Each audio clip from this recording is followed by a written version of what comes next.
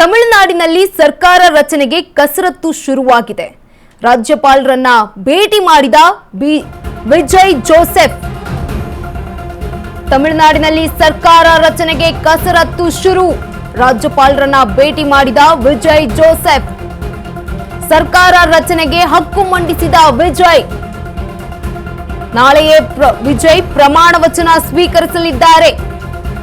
ನಾಳೆಯಿಂದಲೇ ತಮಿಳುನಾಡಿನಲ್ಲಿ ವಿಜಯ್ ದರ್ಬಾರ್ ಶುರುವಾಗಲಿದೆ. ನಾಳೆಯೇ ಸಿಎಂ ಆಗಿ ವಿಜಯ್ ಪ್ರಮಾಣ ವಚನ ಸ್ವೀಕಾರ ಮಾಡಲಿದ್ದಾರೆ. ವಿಜಯ್ ಒಬ್ಬರೇ ಪ್ರಮಾಣ ವಚನ ಸ್ವೀಕರಿಸೋ ನಿರೀಕ್ಷೆ ಇದೆ.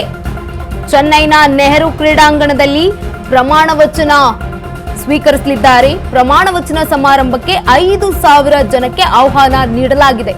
ಪ್ರಮಾಣ ವಚನ ಸಮಾರಂಭದಲ್ಲಿ ರಾಹುಲ್ ಗಾಂಧಿ ಕೂಡ ಭಾಗಿಯಾಗಲಿದ್ದಾರೆ. ತಮಿಳುನಾಡಿನಲ್ಲಿ ಸರ್ಕಾರ ರಚನೆಗೆ ಕಸರತ್ತು ಇದೀಗ ಶುರುವಾಗಿದ್ದು ರಾಜ್ಯಪಾಲರನ್ನ ಭೇಟಿ ಮಾಡಿದ್ದಾರೆ ವಿಜಯ್ ಜೋಸೆಫ್. ನಾಳೆಯೇ ಪ್ರಮಾಣ ವಚನವನ್ನ ಸ್ವೀಕರಿಸಲಿದ್ದಾರೆ. ತಮಿಳುನಾಡಿನಲ್ಲಿ ಸರ್ಕಾರ ರಚನೆಗೆ ಈಗ ಕಸರತ್ತು ಜೋರಾಗಿರುವಂಥದ್ದು. ರಾಜ್ಯಪಾಲರನ್ನ ಕೂಡ ಭೇಟಿಯನ್ನ ಮಾಡಿದ್ದಾರೆ. ಸರ್ಕಾರದ ರಚನೆಗೆ ಹಕ್ಕು ಮಂಡಿಸಿದ್ದಾರೆ ವಿಜಯ್ ಅವರು. ನಾಳೆಯೇ ವಿಜಯ್ ಪ್ರಮಾಣ ವಚನ ಮಾಡಲಿದ್ದಾರೆ. ನಾಳೆಯಿಂದ ತಮಿಳುನಾಡಿನಲ್ಲಿ ವಿಜಯ್ ದರ್ಬಾರ್ ಶುರುವಾಗಲಿದೆ. ನಾಳೆಯೇ ಸಿಎಂ ಆಗಿ ವಿಜಯ್ ಪ್ರಮಾಣ ವಚನ ಸ್ವೀಕರಿಸಲಿದ್ದಾರೆ.